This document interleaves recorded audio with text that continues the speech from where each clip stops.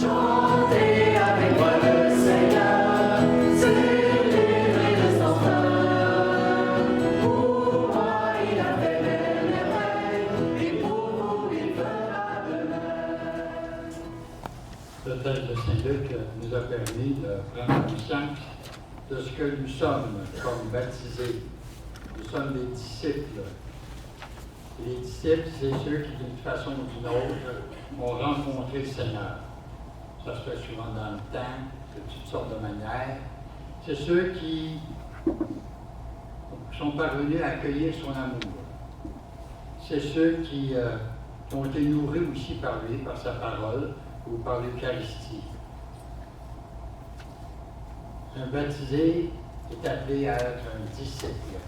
Et des fois, ça prend des années, ça se fait dans le temps, la plupart du temps.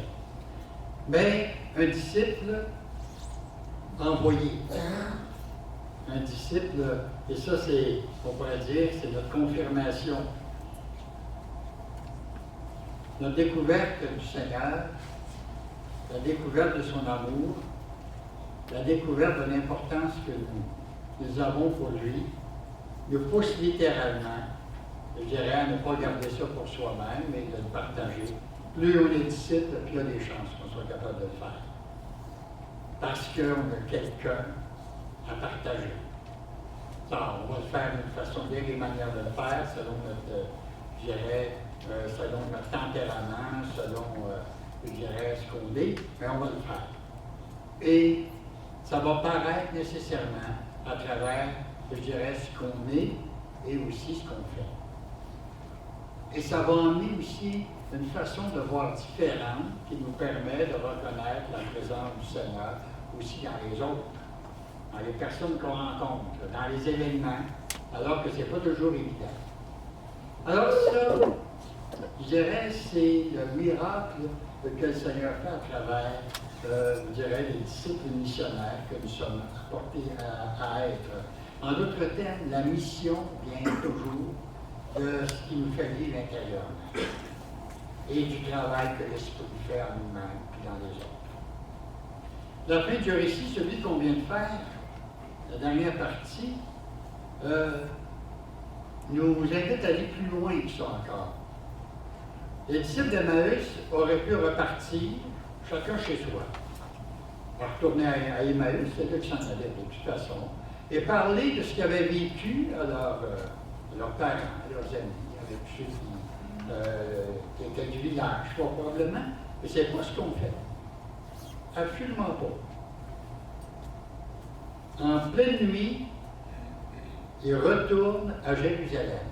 Très bizarre. En pleine nuit, ils retournent à Jérusalem, rejoindre la communauté, cette communauté qu'ils avaient quittée la veille, découragés d'un Dieu. Ils retournent, et là, ils partagent avec les apôtres ce qui s'est passé, ce que les apôtres ont vécu, ce que les autres ont vécu, et le ressuscité leur apparaît et leur donne sa paix.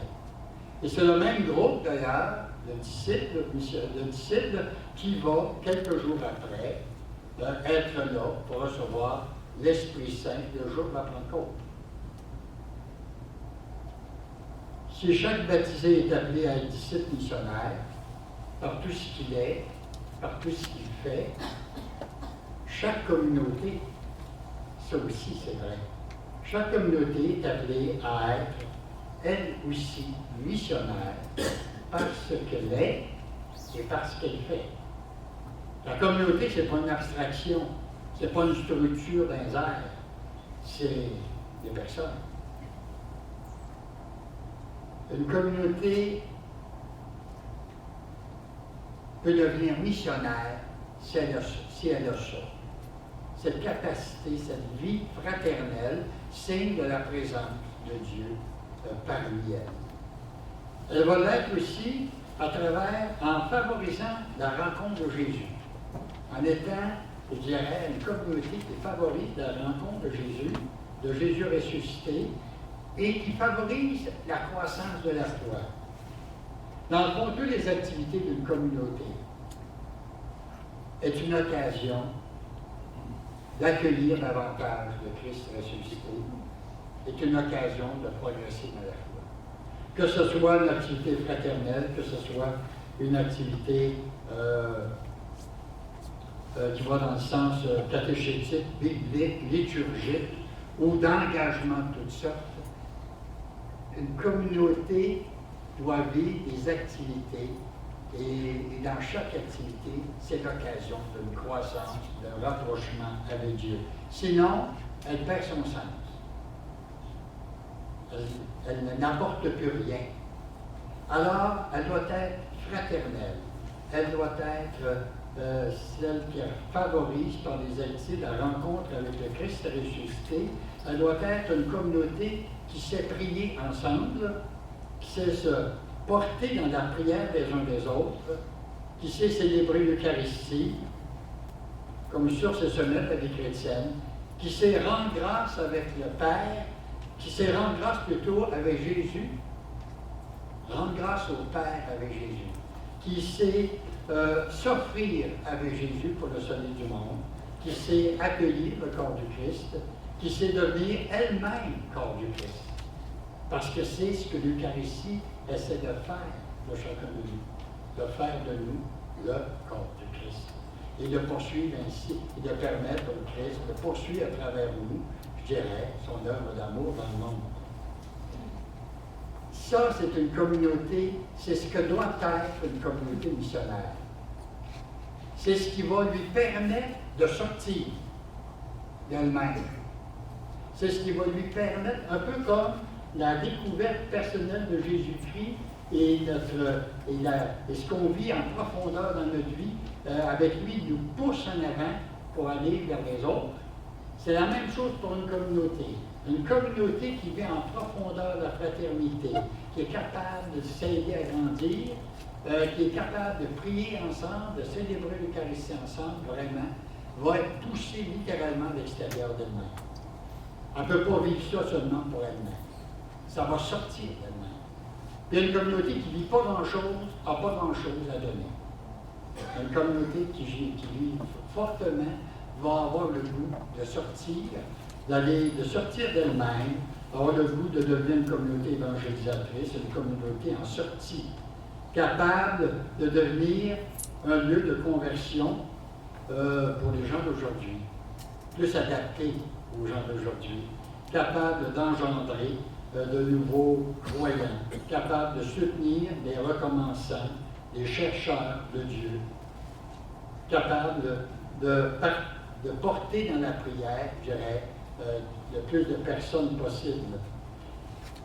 Dans une communauté, dans le fond, ouverte, capable, je dirais, de correspondre davantage à ce qu'elle doit être pour les gens d'aujourd'hui, et qui sait être solidaire avec le monde, en se faisant présent dans ce monde, en collaborant avec la société.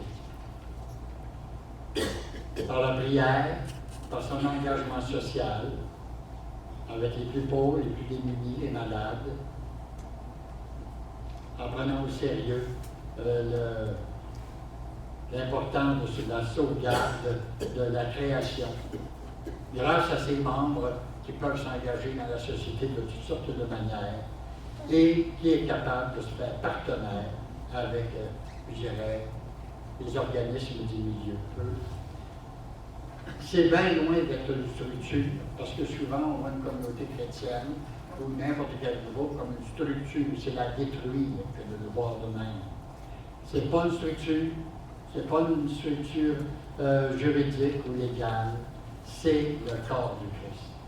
Autant c'est important d'être disciple missionnaire, puis de l'être chacun d'entre nous d'une façon, je dirais, particulière, avec dans ce qu'on est et dans ce qu'on fait, autant c'est important de devenir une communauté missionnaire avec tout ce qu'on est et avec tout ce qu'on fait, en mettant tout notre amour pour le monde. Alors, c'est un petit peu ce que je voulais dire. Le texte d'Emmaüs nous ramène à ce qu'on est personnellement, mais en même temps vient nous rappeler que la communauté est au cœur aussi de la vie chrétienne, mais avec les mêmes exigences.